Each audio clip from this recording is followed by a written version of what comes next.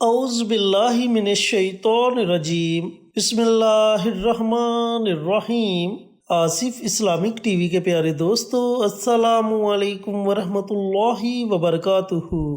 اللہم صلی علی محمد وعلی آل محمد کما صلیت علی ابراہیم وعلی آل ابراہیم انک حمید مجید۔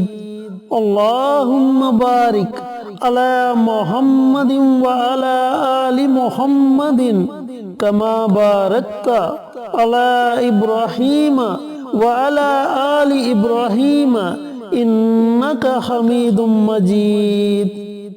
دوستو، بھائیوں اور بہنوں، رمضان کا مبارک مہینہ جاری و ساری ہے، اور رمضان مبارک کے آخری عشرے میں ایک ایسی مبارک رات آتی ہے جسے شب قدر یعنی کہ لیلۃ القدر کی رات کہتے ہیں۔ اس رات کے بارے میں پیارے آقا سروری کائنات حضرت محمد مصطفیٰ صلی اللہ علیہ وآلہ وسلم کا فرمان علی شان ہے کہ اس رات کی عبادت کا اجر 1000 مہینوں کی عبادت سے زیادہ بہتر ہے۔ تو دوستو، اس رات کو ہرگز ضائع مت کرے۔ اس رات خوب اللہ رب العزت کی عبادت کرے، نوافل پڑھیں، قرآن پاک کی تلاوت کرے، ذکر و اذکار کرے۔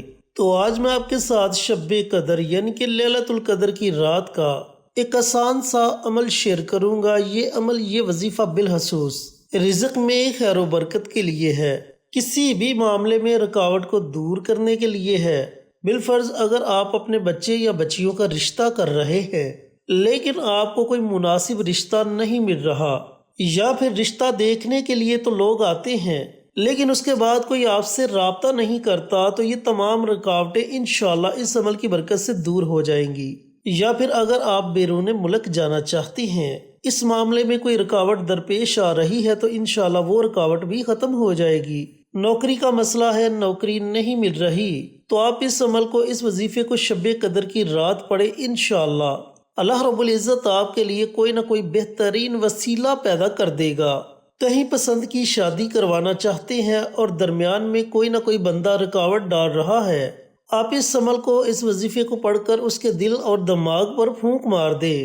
انشاءاللہ اس کا دل آپ کے لیے نرم ہو جائے گا۔ کوئی بھی آپ کی حاجت ہے جو پوری نہیں ہو رہی، آپ یہ عمل، یہ وظیفہ پڑھ کر اللہ تعالیٰ کی بارگاہ میں دعا مانگے۔ انشاءاللہ اس ایک رات کے عمل سے ہی آپ کی بڑی سے بڑی اور مشکل سے مشکل حاجت پوری ہو جائے گی۔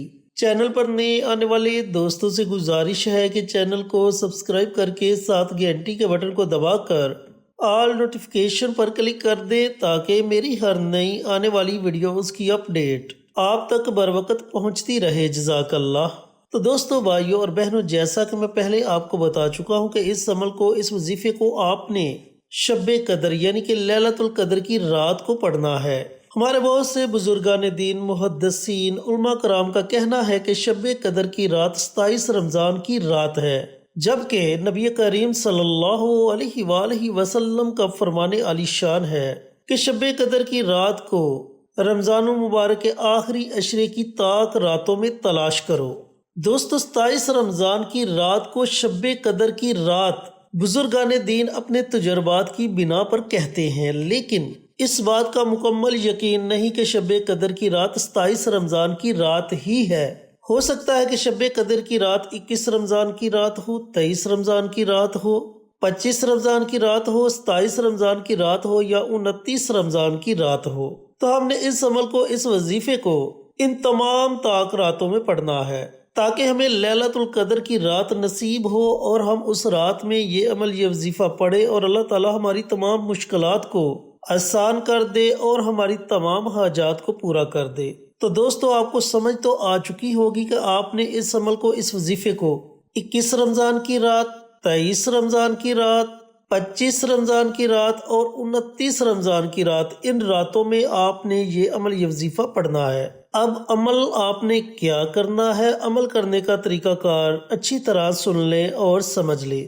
دوستو، 21 رمضان کی رات، جب 20 رمضان کا دن گزر جائے، اس کے بعد جو رات شروع ہوگی وہ 21 رمضان کی رات ہوگی، اور ماہ رمضان کے تیسرے عشرے کی یہ پہلی طاق رات ہوگی۔ اس پوری رات میں جب آپ کا جی چاہے آپ یہ عمل، یہ وظیفہ پڑھ سکتے ہیں۔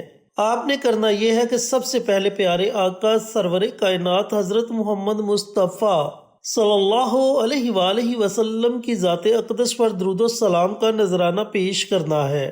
بہت سی ویڈیوز میں بتا چکا ہوں کہ آپ کوئی بھی درود پاک پڑھ سکتے ہیں، لیکن اگر آپ درود ابراہیمی کا ورد کرتے ہیں تو آپ کے وظیفے کی طاقت اور زیادہ بڑھ جائے گی۔ تو کوشش کریں کہ درود ابراہیمی پڑھا جائے۔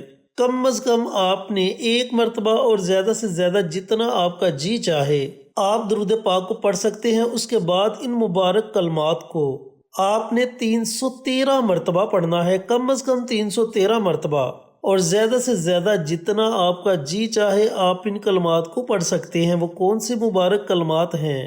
لا الہ الا اللہ المالک الحق المبین۔ کلمات کو دوبارہ سن لیں۔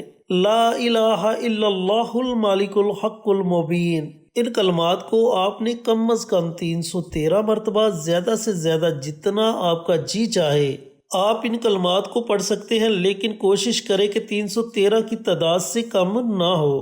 زیادہ جتنا آپ کا جی چاہے 400 مرتبہ، 500 مرتبہ، 1000 مرتبہ بھی پڑھ سکتے ہیں۔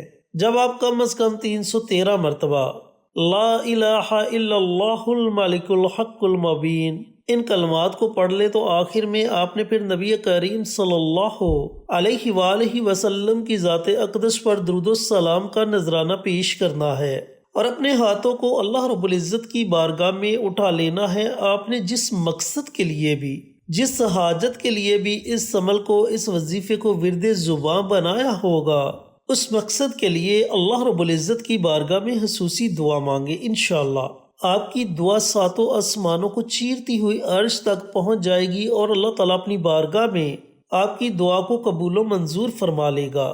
اسی طرح آپ نے 23 رمضان کی رات یہ عمل کرنا ہے، 25 رمضان کی رات یہ عمل کرنا ہے، 27 رمضان کی رات یہ عمل کرنا ہے، اور 29 رمضان کی رات آپ نے اس عمل کو، اس وظیفے کو پڑھنا ہے، تاکہ ہمیں لیلۃ القدر کی رات نصیب ہو سکے۔ دوستو، ایسی راتیں زندگی میں بار بار نصیب نہیں ہوتی۔ ایک رمضان کا مبارک مہینہ، اور اس مبارک مہینے میں یہ مبارک رات، اور اس مبارک رات میں جب آپ ان مبارک کلمات کو پڑھیں گے تو آپ کے وظیفے کی طاقت کئی ہزار گنا بڑھ جائے گی، اور اللہ تعالیٰ فوراً آپ کی فریاد کو اپنی بارگاہ میں قبول و منظور فرما لے گا۔ تو ایسے موقع زندگی میں ضائع مت کریں، ان سے فائدہ ضرور اٹھائیں۔